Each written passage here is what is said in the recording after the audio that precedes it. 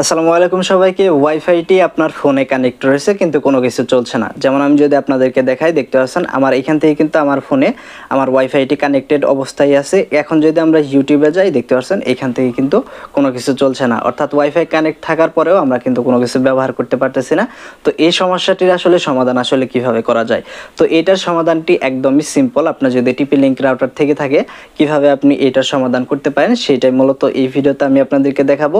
তাছাড়া আপনার wifi speed যদি স্লো হয়ে থাকে, সেটার সমাধান কিন্তু এই ভিডিওতে পাবেন। তো এটার সমাধানটি একদমই সিম্পল, তাই ভিডিওটি না টেনে শেষ অবধি দেখবেন। এবং আপনি যদি এখন আমাদের চ্যানেলটি সাবস্ক্রাইব না করে থাকেন, অবশ্যই এরকম আরও ইন্টারেস্টিং ভিডিও পাওয়ার জন্য আমাদের চ্যানেলটি সাবস্ক্রাইব করে পাশে বেল আইকন অন করে দিবেন। তো আমি রয়েছে আলমগীর আপনাদের সাথে, আপনারা দেখছেন টিউটর।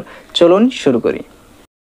তো প্রথমে আপনি যে কাজটি করবেন, মেক শিওর করে নেবেন যে আপনার ওয়াইফাইটি আপনার ফোনের সাথে কানেক্টেড রয়েছে কিনা। আপনার ওয়াইফাইটি যদি আপনার ফোনের সাথে কানেক্ট থাকে, তো কানেক্ট থাকা অবস্থায় আপনি চলে যাবেন গুগল ক্রোমে। তো ক্রোমে আসার পর এখান থেকে আপনাকে টাইপ করতে হবে একটা আইপি, সেটা আমি আপনাদেরকে বলে দিচ্ছি। সেটা হলো 192.168.0.1। এইটা আপনাকে এখানে টাইপ করতে হবে।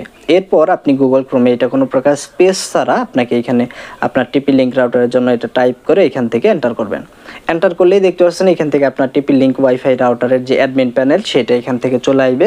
এইখানে আপনাকে পাসওয়ার্ড দিয়ে দিতে হবে, অর্থাৎ আপনার ওয়াইফাই রাউটারের আপনার অ্যাডমিন প্যানেলের যে পাসওয়ার্ড, সেটা আপনাকে এখানে টাইপ করতে হবে। এটা যদি আপনি না জানেন, সেক্ষেত্রে ওয়াইফাই রাউটার আপনার সেট আপ করার সময় প্রথমবার যে পাসওয়ার্ডটি সেট করা হয়েছিল সেইটাই পাসওয়ার্ড, অথবা আপনি আইএসপির কাছে আপনি যে সেট আপ করে দিয়েছিল তার কাছে ফোন দিয়ে সেইখান থেকেও কিন্তু জেনে নিতে পারবে। তো মূল কথা, এখান থেকে আপনার অ্যাডমিন প্যানেলের পাসওয়ার্ড দিয়ে এখান থেকে আপনি লগ ইনে প্রেস করবেন। এখান থেকে লগ ইনে প্রেস করলে আপনার সামনে এরকম একটা উইন্ডো ওপেন হবে। এখন আপনাকে যে কাজটি করতে হবে, এখান থেকে একটু সাইডে আসলেই দেখতে পাচ্ছেন এখান থেকে অনেকগুলো অপশন আছে। এখান থেকে নিচের দিকে দেখতে পাচ্ছেন একটা অপশন রয়েছে যে সিস্টেম টুলস, এরকম একটা অপশন কিন্তু আপনি পেয়ে যাবেন। তো আপনাকে যে কাজটি করতে হবে, এখান থেকে সিস্টেম টুলস এই অপশানে আপনি একবার ক্লিক করে দিবেন।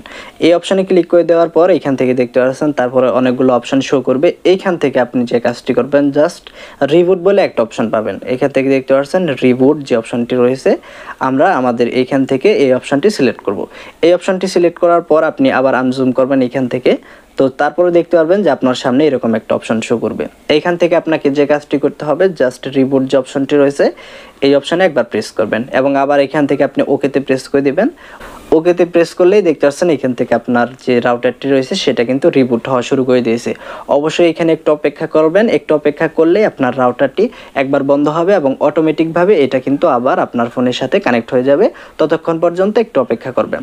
তো আপনার রাউটারটি রিবুট করা হয়ে গেলে এখন যে কাজটি করবেন, আপনার ফোন থেকে আবার আপনার ওয়াইফাইটি কানেক্ট করে নেবেন। একবার ডিসকানেক্ট হয়ে যাবে, আবার এখান থেকে কানেক্ট করে নিলেই দেখতে পাচ্ছেন আমাদের ওয়াইফাইটি কানেক্ট হয়ে গেছে। এবং আমরা যদি ইউটিউবে যাই, দেখতে পাচ্ছেন আগের মতো কিন্তু ইউটিউব চলছে। দেখা যায় যে অনেক সময় আমাদের ওয়াইফাই রাউটারটি দীর্ঘ সময় চলার কারণে আমাদের ওয়াইফাই রাউটার অনেক সময় নেট ছেড়ে দেয়।